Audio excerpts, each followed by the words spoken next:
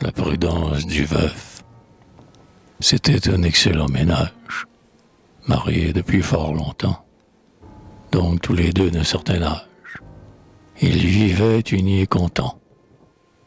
Quand, pour troubler son existence, ce couple, plein de gravité, s'enfuit, par inadvertance, dans un dancing, prendre le thé. Inconséquence sans pareille, car toute femme a, dans le cœur, une danseuse qui sommeille, a dit à peu près un auteur. Vous devinez quel trouble d'âme, oui, quel vertige éberlua la bien pensante et noble dame quand le jazz band tonitruait. Elle sentit revivre en elle de vieux souvenirs endormis, et elle eut du feu dans la prunelle et dans les jambes des fourmis. Et dès lors, elle aima la danse, au point d'en perdre la raison, et ne marche plus qu'en cadence, dans la rue, dans la maison. Maudit dancing, elle m'assomme, disait l'époux. Quel vertigo, je ne peux plus dormir mon somme sans entendre quelque tango. Mais être ainsi tout feu, tout flamme, à cet âge, était anormal.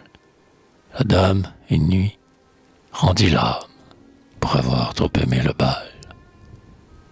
Le brave époux versa des larmes, mais le jour de l'enterrement, il poussa, malgré ses alarmes, un soupir de soulagement. Par malheur, le convoi classique devant le dancing s'arrêta. Quand elle entendit la musique, la défunte ressuscita, fit l'anique au Père Lachaise et dansa même un nouveau pas. Le pseudo-veuf en fut ilaise. Ça, l'histoire ne le dit pas. De rechef, la ressuscité, de danser, point ne se priva. Et nuit et jour fut agité par le foxtrot et la java. Mais vous connaissez le proverbe qui dit « T'en vas à la cruche à l'eau ». En dépit d'un allant superbe, elle succomba de nouveau. À l'ordonnateur, à voix basse, en lui serrant très fort la main, cette fois, le veuf dit « De grâce, prenez par un autre chemin.